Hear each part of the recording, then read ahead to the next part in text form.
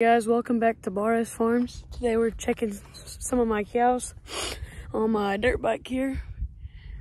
But the past week we've got about 4.5 inches over here, and so it's too muddy to get a pickup down here, so I've been having to check cows on my dirt bike. And right now we're in the heated calving. I think I've had 3 or 4 calves born in the past week since it's caught some cool weather, kind of sped up these cows. They've been calving. I haven't had any heifers calve yet other than the 2 oldest calves, but it's been a whole lot of fun out here mudding around and crossing through some wet creeks and ditches and stuff just to get to this pasture. But the lake bottom here, it's probably went up a good, so I don't know how many feet, but it's went up quite a bit just from catching all this runoff. Yesterday, right here I was, where it's just flat. I mean, it was completely just standing water. But it's been a lot of fun.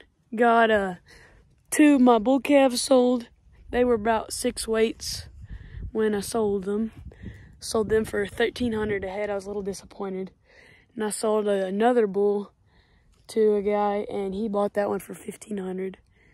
But sold off some of these bull calves, and the reason I sold them as bull calves and not steers is because these cows, it's a new set of cows to me, and when I bought them, they were already you probably could have got away with banding them or cutting them, but I just didn't want to risk losing some money over that, so I went ahead and just sold them as bulls. Then I sold 6 heifers to my cousin. But yeah, the cows are looking pretty good. They're just grazing right now. I'm watching for hoof rot right now, just since they're in this little lake bottom. There's a newborn calf over there, if y'all can see it or not. But just trying to give y'all a little update here. But we were fortunate enough to catch some rain, and really glad that we were able to. But it's unfortunately a little bit too late for our cotton. It's just been a dry year. I mean, last year we only had 3 circles of cotton, so this is a lot better year. But if we would have caught some rain in August, we would have had a lot better chance on our dryland cotton. It's about 200-pound cotton. It's not very good. But we have some of our irrigated. We think we can get about 3+ bales off of it, which is really good, 3+ bales an acre. But yeah, that's good for our area. If we don't pick cotton, we strip cotton where we're at. And so, a little bit different equipment. John Deere makes strippers too, but we don't have a stripper baler. We run 2 basket strippers with bowl buggies and module builders. But I'm real excited for cotton harvest this fall. I'd love to show y'all some cotton harvesting equipment. But yeah, right now we got a couple newborn calves out here they're just kind of wandering about. It's hard. I think I have 3 or 4 on the ground. I can't really tell because there's just there'll be like 2 at a time walking around with the rest of the herd, and then I'll be riding around and find some just bedded up in the grass because it's been hotter yesterday and today. But yeah, they're looking really good. These calves are looking real healthy. Like I said, I'm just watching for hoof rot and stuff like that. But all the cows and my heifers out here that are bred, they're all blackleg vaccinated, so I don't really have to worry about that. And then we also vaccinated them with, I think, Cattle Master, and it has 4 different deals in it.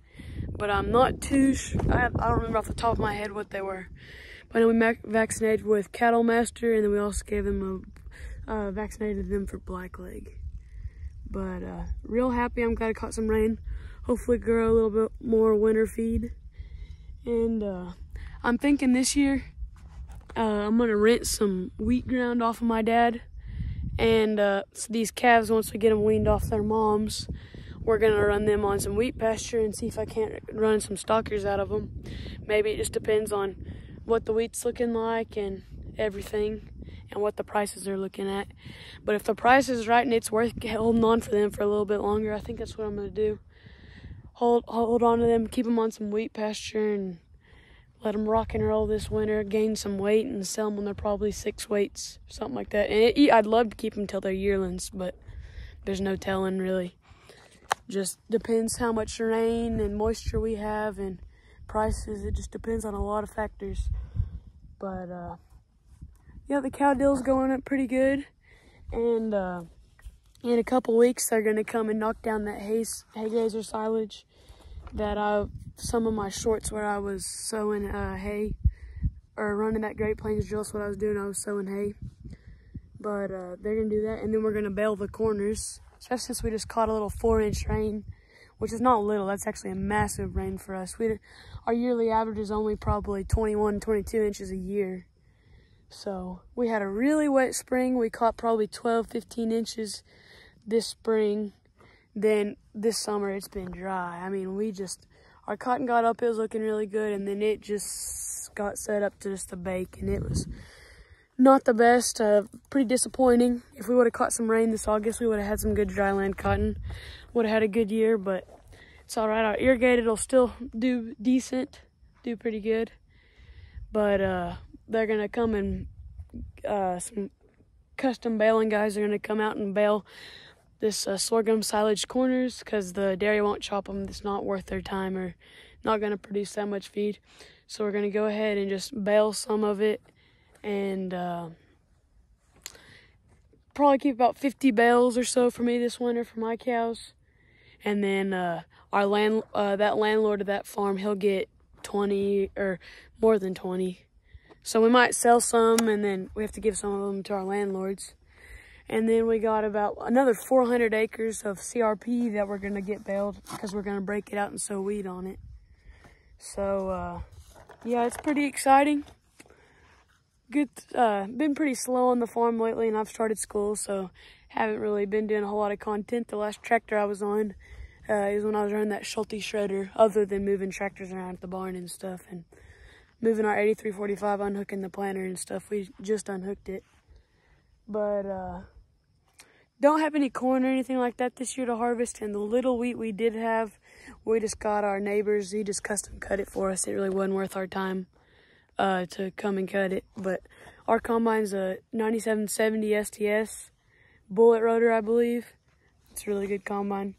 And then we have an 8-row corn head on 40-inch spacing, so it's probably about the size of a 12-row corn head for you Midwest guys on 30-inch spacing, because I imagine that's a majority of my audience is guys from the Midwest and people that grow corn and beans. And we really don't grow a whole lot of corn. Just on the occasional year we'll try to grow a little, and we don't grow soybeans. My grandpa used to, and he said he will never do that again. He said he'll never do that.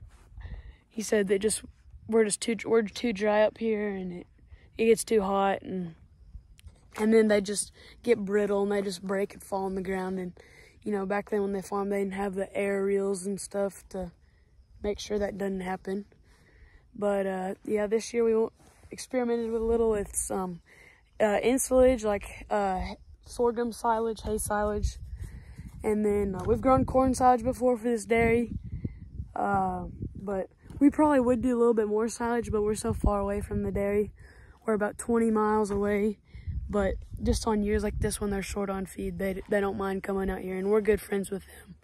So yeah, it makes it worth it. But once I start farming, I'd like to grow some corn and stuff like that, because one of the farms that I think my dad owns that eventually I'd love to start farming, if he'd let me, has really good water, and we could grow corn on that. But it just depends. Just really depends. Like, this year would not be a good year for us to have corn unless we had spots that have really good water. But like this year, with no help from the rain, we really can only use about half a pivot at a time. Have half a pivot in wheat that we cut and silage chopped, and then the other half in cotton. But yeah, it's really exciting. Some of the cows came up close over here. There they are. Looks like those are all heifers right there. And then that little calf right there, she's a heifer too, but she's not bred. A heifer already had her, that one with the short ears. She lost her ears from frostbite last winter. But yeah, I'm really excited with this cattle deal. It's prices have been really good around here. But right when I bought them, like literally, I kid you not, 2 weeks later, prices went straight up. It's been awesome. But prices are starting to go down a little, but it'll be a while before I'll be able to sell this calf crop. And like I said, I hope I can keep them along till they're about yearlings to sell them when they're the best price. It just depends. But yep, thank y'all for watching. I just wanted to give y'all a quick little update, and I just appreciate all y'all did. And let's see if we can hit 200 subscribers pretty soon. All right, see y'all.